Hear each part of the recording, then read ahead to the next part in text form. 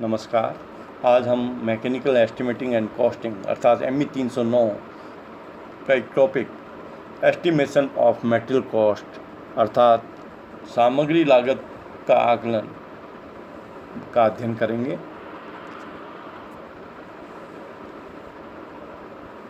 किसी भी उत्पाद के उत्पादन में उसमें प्रयुक्त सामग्री की जो लागत है वह उस उत्पादन की 25 से 65% तक कुल लागत का भाग होती है। अर्थात कुल लागत में सामग्री की जो लागत है वह 25 से 65% तक होती है। अतः किसी भी उत्पाद की लागत में सामग्री की लागत एक मुख्य अवयव होता है, मुख्य भाग होता है। अतः मटेरियल कॉस्ट या सामग्री की लागत की कैलकुलेशन बहुत ध्यान से और बहुत सही तरीके से की जानी चाहिए। साथ ही मटेरियल कॉस्ट को कंट्रोल करने के लिए भी आवश्यक कदम उठाए जाने चाहिए। सामग्री लागत अर्थात मटेरियल कॉस्ट दो प्रकार के होते हैं, डायरेक्ट मटेरियल कॉस्ट अर्थात प्रत्यक्ष सामग्री लागत और इनडायरेक्ट मटेरियल कॉस्ट अर्थात अप्रत्यक्ष सामग्री लागत। जो सामग्री की लागत है वह प्रयुक्त मटेरियल या पदार्थ की प्रकार और उसकी कीमत पर निर्भर करते हैं। जैसे mild steel, cast iron, aluminium, brass and copper, ये अगर हम अलग अलग प्रकार के मेटल हैं, अगर इनसे कोई हम वस्तु बनाएंगे, प्रोडक्ट बनाएंगे तो उनकी कीमत अलग अलग होगी, क्योंकि इन बाज़ार में mild steel, cast iron, aluminium, brass, copper इन सब की कीमत अलग अलग है। कुछ महंगे हैं, कुछ सस्ते हैं। इसी के साथ जो प्रोडक्ट बनाते हैं उसमें हम अलग अलग साइज़ के casting, forging, bars, plates, sheets etcetera हम यूज करते हैं। तो उन अलग अलग प्रकार के फंक्शन से या सामग्री से हम वस्तु का निर्माण करते हैं। मेंसुरेशन, क्षेत्रमिति या माप, किसी भी उत्पाद में प्रयुक्त सामग्री की सही वजन या सही मात्रा की करेक्ट कैलकुलेशन करना या सही गणना करना आवश्यक होता है। इसके लिए जो एस्टिमेटर है या आकलन करता है उसको क्षेत्रमिति का अच्छा ज्ञान होना आवश्यक है।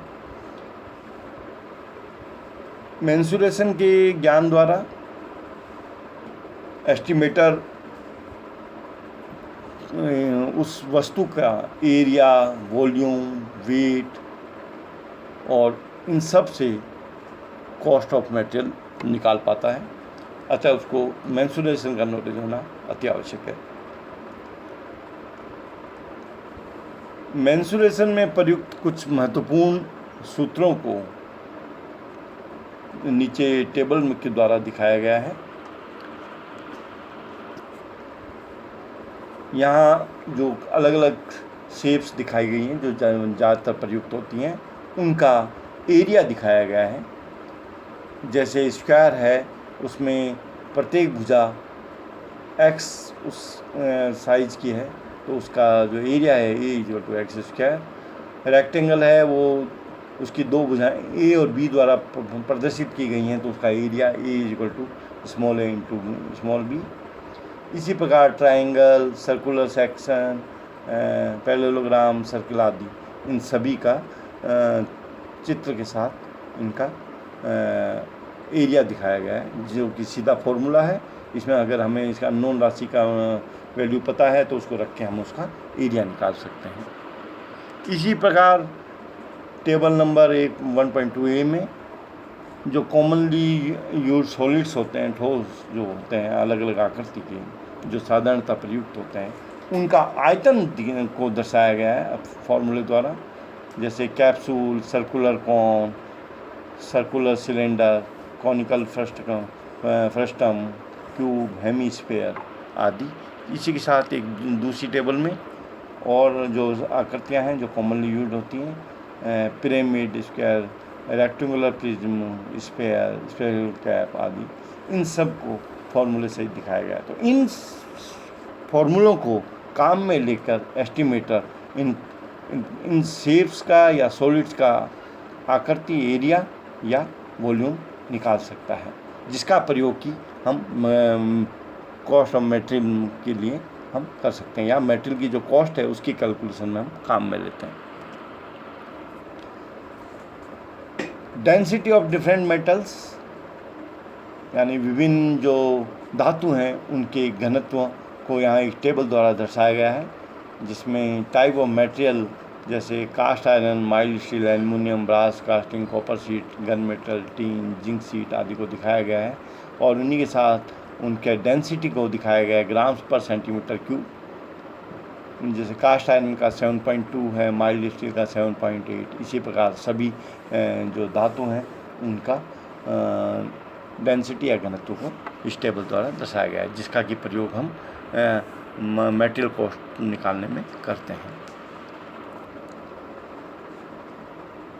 अब मेंसुरेशन के बाद जब हम के नॉलेज के बाद मटेरियल कॉस्ट की कैलकुलेशन करते हैं, तो उसके लिए एक प्रोसीजर या एक तरीका हम काम में लेते हैं। वह इस प्रकार होता है कि जब हम प्रोडक्ट या उत्पाद की ड्राइंग, उसकी ड्राइंग जो होती है उसके द्वारा हम उसका वज़न की जब कैलकुलेशन करना चाहते हैं, एस्टिमेट लगाना चाहते हैं, तो हमें सर्वप्रथम उसका जो वॉल्यूम है प्रोडक्ट का, अर्थात जो उत्पाद बनाया गया है उसमें जो मटेरियल, जो सामग्री लगी है, उसका कितना वॉल्यूम है या कितनी सामग्री का कितनी वॉल्यूम का सामग्री लगा है, यह हमें गणना करनी होती है। तो सबसे पहले एस्टिमेटर इसकी गणना करता है। फिर उस प्रोडक्ट या उत्पाद का वज़न निकालने के लिए उस का जो उत्पाद का वॉल्यूम है उसको उस में प्रयुक्त पदार्थ की घनत्व या डेंसिटी से गुणा करते हैं, तो हमें उसका वज़न प्राप्त होता है, जिसे फॉर्मूले द्वारा दिखाया गया है, weight of product is equal to volume of product into density of material. अब जो एग्जैक्ट प्रोसीजर है जो कि हम मटेरियल का वेट निकालने के लिए काम में लेते हैं, वह इस प्रकार से है। सबसे पहले प्रथम पद के रूप में हम ड्राइंग, जो उत्पाद की ड्राइंग है उसका बहुत ध्यान से उसका स्टडी करते हैं, उसको पढ़ते हैं, और फिर उसको समान जो उसके भाग हैं उसमें उनको विभाजित करते हैं, अर्थात उस ड्राइंग को एक जैसे छोटे छोटे पार्टों में हम उसको विभक्त करते हैं। फिर उसमें जो आवश्यक मशीनिंग अलाउंसेज होते हैं, उन जो सभी साइड्स में मशीनिंग अलाउंस आवश्यक हैं, उनको भी हम जोड़ते हैं, ताकि हम मशीनिंग करने के बाद हमें वह उत्पाद प्राप्त हो सके। फिर प्रत्येक जो पार्ट है उसको मेंसुरेशन के जो फॉर्मूले हैं उनकी सहायता से हम उनका वॉल्यूम या आयतन निकालते हैं। अर्थात अगर कोई हमने पार्ट्स किए, कोई सिलिंड्रिकल पार्ट में कन्वर्ट हुआ, कुछ उसमें प्रिज्म टाइप का है, कोई क्यूब टाइप का है, तो ये हम अलग अलग शेप में, अब जब हम पार्ट में अलग अलग विभक्त करते हैं तो उनके जो रिलेटेड फार्मूले हैं, जैसे सिलेंडर का हुआ या क्यूब हुआ, इस तरीके से स्फेरिकल हुआ, तो उनके हम मेंसुरेशन में जो निश्चित फार्मूले हैं उनका प्रयोग करते हुए हम उनका वॉल्यूम निकाल देते हैं। तो इस प्रकार से उसका वॉल्यूम निकल जाता है। फिर उस जो सिंपल कंपोनेंट्स, जो हमने अलग अलग जो कंपोनेंट्स जो उसके पार्ट किए थे, उन सब का जब अलग अलग वॉल्यूम निकाला, तो उनको जब हम जोड़ लेंगे तो उस प्रोडक्ट का या उत्पाद का कुल वॉल्यूम या कुल आयतन आ जाएगा।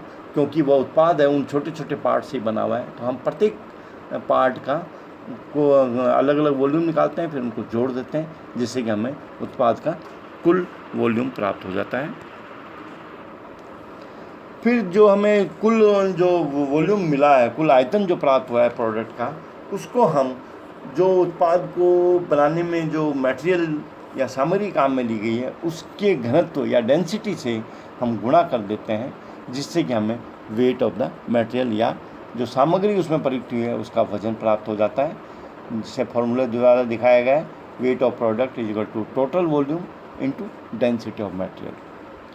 फिर छठे पद के रूप में हम स्क्रैप वेट, कुछ स्क्रैप होता है उसका कुछ प्रतिशत हम इसमें ऐड कर देते हैं। इससे जो वज़न प्राप्त होता है हमें वो टोटल मटेरियल वेट प्राप्त होता है, कि अर्थात उस उत्पाद को बनाने के लिए हमें टोटल मटेरियल इतना लगेगा, उसका ये वज़न है। अंत में मटेरियल की कॉस्ट निकालने के लिए हमने जो टोटल मटेरियल वेट निकाला उसको उसकी जो सामग्री है उसकी जो रेट है, यानी कॉस्ट पर यूनिट वेट, यानी प्रति एकांक जो वज़न है, चाहे ग्राम में हो या केजी में हो, किसी उस रूप में हो सकता है, प्रति किलोग्राम कोई उसकी रेट हो सकती है, प्रति ग्राम हो सकती है। तो जो रेट ऑफ मटेरियल है उसको हम उसके वज़न से गुणा कर देंगे तो हमें कुल मटेरियल की कॉस्ट प्राप्त हो जाती है, जिसे कि हम फॉर्मूले द्वारा दिखाया गया है, material cost is equal to weight of material into material cost per unit weight. इस प्रकार से हम सामग्री की जो लागत है उसकी हम गणना कर लेते हैं। धन्यवाद।